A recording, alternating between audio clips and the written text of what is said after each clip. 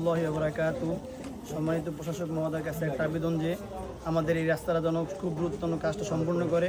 এখানে অনেক বাচ্চারা, অনেক স্টুডেন্ট মানে যাওয়া আসা করে, তার কারণে অনেক ক্লাস মিস দেওয়া হয়, ক্ষতি হয় পড়াশোনা। সেই জন্য যত দ্রুত সম্ভব প্রশাসক মহোদয়ের কাছে একটা আবেদন যেন আমাদের এই কাজটা যেন খুব দ্রুত শেষ করে দেয় এবং যেন কাজটা যেন সুন্দর হয়। আসসালামু আলাইকুম, আমি মোহাম্মদ এনায়েত হোসেন মল্লিক, শিক্ষক এওয়াহেদ মাধ্যমিক বালিকা বিদ্যালয় রূপতলী।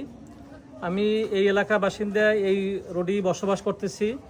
আমাদের এই রাস্তাটি কমপক্ষে 10 থেকে 12 বছর আগে পিচ ঢালা হয়েছিল, কিন্তু এরপরে এই রাস্তার হয় নাই। রাস্তায় এখন যে অবস্থা, তা যে কাদা এবং বালু ছাড়া আর কিছু না।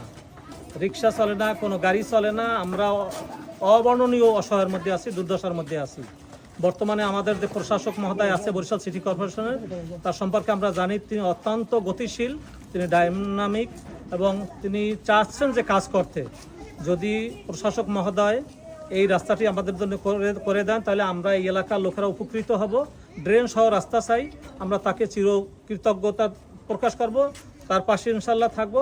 আমরা চাচ্ছি আমাদের যে রাস্তা, তিনি যদি ভিডিও ফুটেজগুলো দেখেন, তাহলে তার উপলব্ধিতে আসবেন যে একটি শহরের মধ্যে, বিশেষ করে আমরা এখন মধ্য শহরের মধ্যে বসবাস করি, মসজিদেও এখন মুসল্লিরা নামাজ পড়তে আসতে পারে না। অনেকে জামাতে যারা নিয়মিত নামাজ পড়ে, তারা নামাজ এখন বর্তমানে ঘরে বসে পড়ে এই রাস্তার জন্য।